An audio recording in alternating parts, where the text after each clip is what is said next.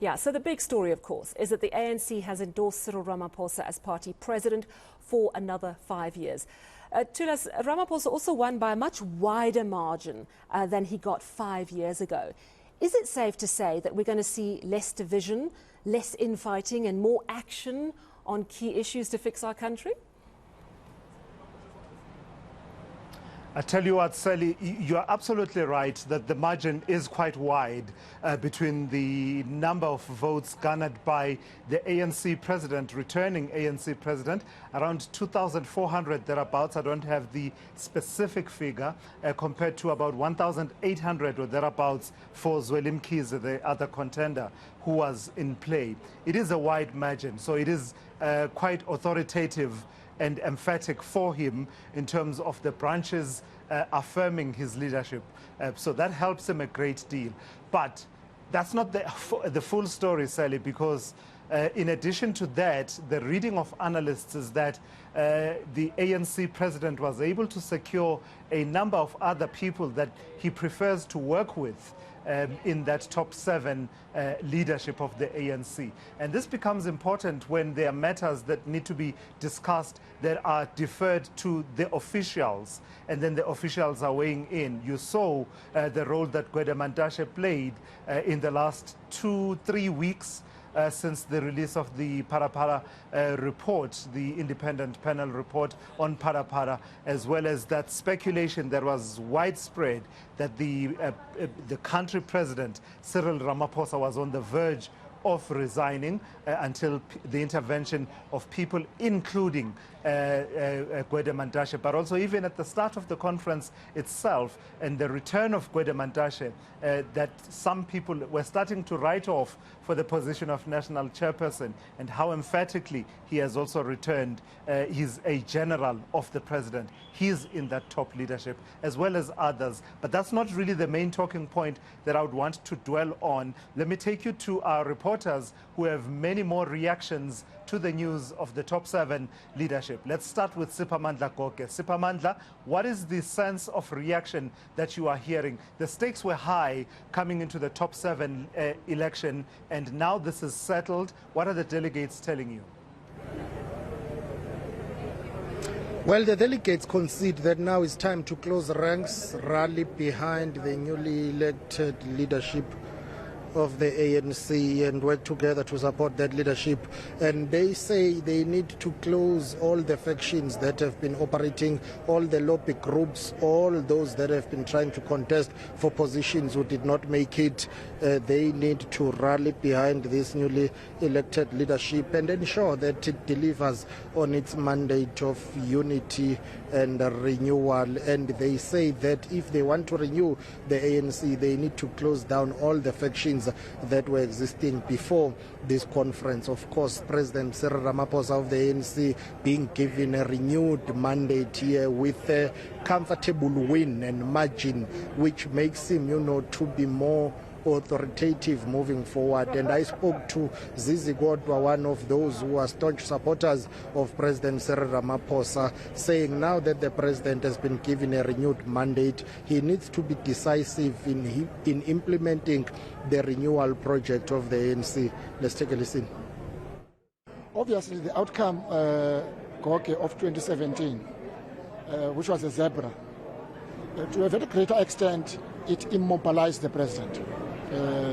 So a bit of a setback, moving very slow in terms of decisions, balancing. I have to look over his shoulders at times. I think this conference, what it has done, overwhelmingly, it will reaffirm him. And I don't think there will be any excuse, from my point of view, of leadership of the ANC as well of the country, him now, in terms of renewal of the African National Congress and broadly of South Africa. So they gave him overwhelmingly, and we expect decisiveness from his part as the president of the ANC. Let's bring in Faith Daniels into the conversation. Faith, what conversations have you been having with delegates and what are you hearing? In fact, I'll quickly mention, Faith, as you take us through that I'm seeing in the corner of my eye, Enoch Godongwana, the finance minister, somewhere close to our studios. Hopefully at some point we can bring him in. But that's just me, being distracted, the journalist in me, seeing a potential interview. The delegates that you have been engaging with, what's the sense of a reaction to the outcomes of the top 7 leadership? I tell you what was interesting for me, Tulas. On Saturday, I spoke to the Western Cape delegation, in particular the ANC provincial spokesperson in the province, Fikile Mbalula, and he was very resolute, and they were very firm that they are going to come to this conference and with one candidate for the presidential nomination, and that is Cyril Ramaphosa. And as we were speaking here, a delegation from the Eastern Cape, from KZN, I know that you remember the visuals that we saw on this very section that we are standing on, and people talking about change, and Zweli Mkhize wanting to and that they want Zweli Mkhize to come in as the new president. So I spoke to the Western Cape again today, and it was interesting to hear their take because they weren't very keen on coming to this conference and speaking to anybody who had a different view, and they were very resolute that it was Cyril Ramaphosa and no one else. And I didn't get the sense of that resoluteness from any other province quite like the Western Cape. But I spoke to Fikile Mbalula again today, and this is what he had to say. Indeed, we want to take this opportunity on behalf of the membership of the ANC in the Western Cape, entire membership and the delegation, to congratulate President Cyril Ramaphosa as well as the entire collective of the national officials.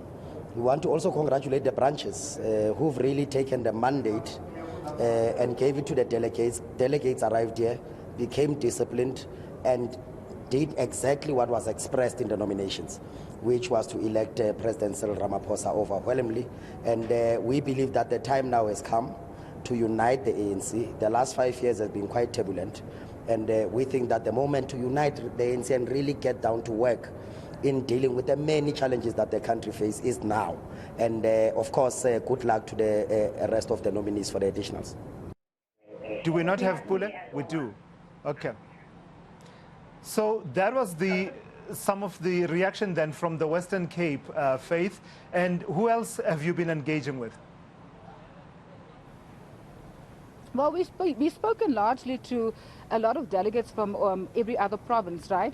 And what the message that is coming through now is obviously the ANC message of unity, right? And the fact that you have to rally behind the leadership that has now been elected. And that is some of the leaders, that was the message that came from the beginning throughout of this conference. Whether that is going to be actioned and realized on the ground is another story altogether, Tulas, because you'd remember that we had sight of the organizational report and the state of the ANC itself and the frankness of the political party about the state that it finds itself in, the membership dwindling, and that it says that there is a mistrust, there's a disconnect between it and the electorate, etc., etc. Whether that message of unity is going to filter down to everybody here and into the provinces, well, we'll have to wait and see.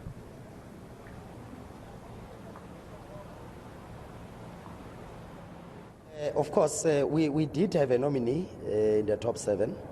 Comrade Ronalda Nalumangu, who is currently the provincial coordinator.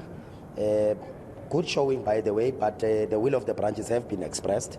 Of course, as we go into the additional 80 members, we will make sure that there's young people, there's geographic spread, but there's also the question of other minority sections of our society also being represented, because the ANC has to represent society as a whole. You can't have one section of society not being represented. So one of the things we really want to push, 50-50 gender parity, geographic spread. There must be leaders from the Western Cape that will be part of that particular leadership, and we'll make sure that that actually happens.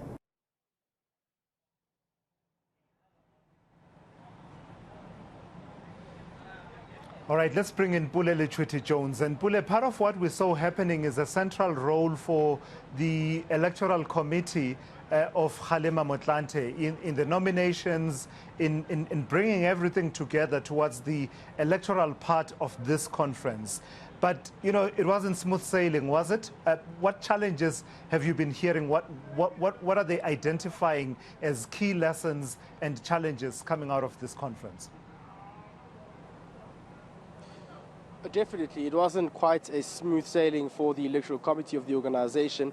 In fact, remember, just about a week ago, there was a group of ANC members who was challenging the work of the electoral committee, taking them to the Johannesburg High Court, compelling them to release raw data of the 200 NEC nominees as well, saying that due process wasn't followed by the ANC's electoral committee. But we do understand that the Johannesburg High Court dismissed that application, saying that it wasn't urgent and that the electoral committee should continue with their work. And apart from that, the electoral committee does admit that they have incurred a lot of challenges as well in terms of the branch general meetings having to convene in time. They've had to play a catch-up game in ensuring that the work of the electoral conference can get underway speedily. But to us, maybe let me just bring Panyaza. I see him walking here, so I thought maybe this was an opportunity.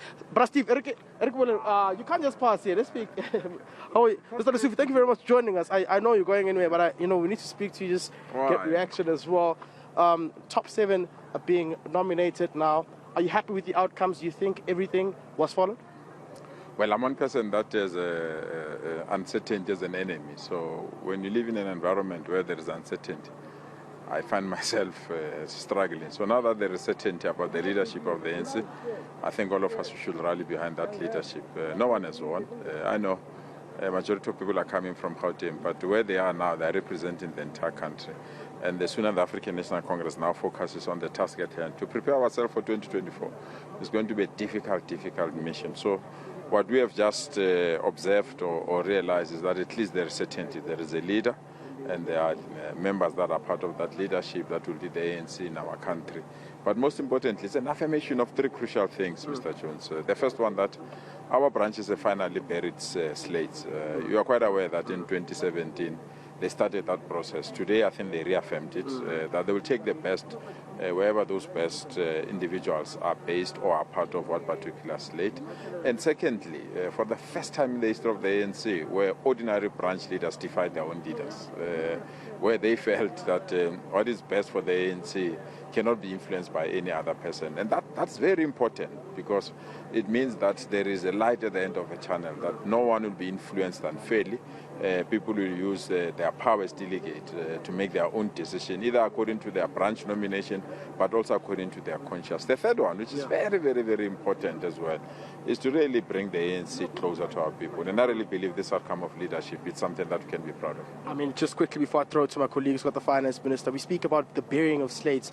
This is a conference of the branches. During the provincial executive committee of Gauteng, you did say you're rallying your support behind the incumbent, of course, President Cyril Ramaphosa. But during a PGC, there seems to be a lot of twisted views as well. In fact, yesterday I spoke to some within the Gauteng PEC who had said now they're supporting Zweli Mkhize. Do you think that has been clarified in terms of, unity now having to come together after this conference and therefore working together going ahead as a province? Well, let me state it so that you can understand the difficulty that we're in. You're quite right in your observation. The reality is, Cyril Ramaphosa received the highest votes in terms of branch nominations, but it was 40%. The remaining 60% was spread between Dr. Zweli Mkhize, Nkosazana Dlamini Zuma, Lindiwe Sisulu, and David Mabuza. So if we have such a split in a PGC, what do? You rally your forces around the name that is common. And the name that was common at that time was the reign of Paul Mashatile. Even though the PC took a decision to support President Cyril Ramaphosa, it was quite clear that at our PGC, that the numbers were cut across those that were standing. And it was important that we bring it to finality at this level. And we're quite excited that branch members indeed finalized it. And any other person that supported either Ndate Mabuza or Dr. Mkhize or Cyril Ramaphosa, they did that exercise in their right. It was not out of the hatred of the other person. It was purely because they felt the person they believe in may take the ANC further. Now that this has been finalized and everyone has accepted the results, which is something that is pleasing. everyone have accepted these results, and no one is disputing them. And to me, it's very, very important. So we have to start running as the African National Congress to represent our people. Okay, let me let you go. Thank you very much, Mr. Lusu, for your time. Thank you very much. That's the, of course, Chairperson of Gauteng, Letshwiti-Jones.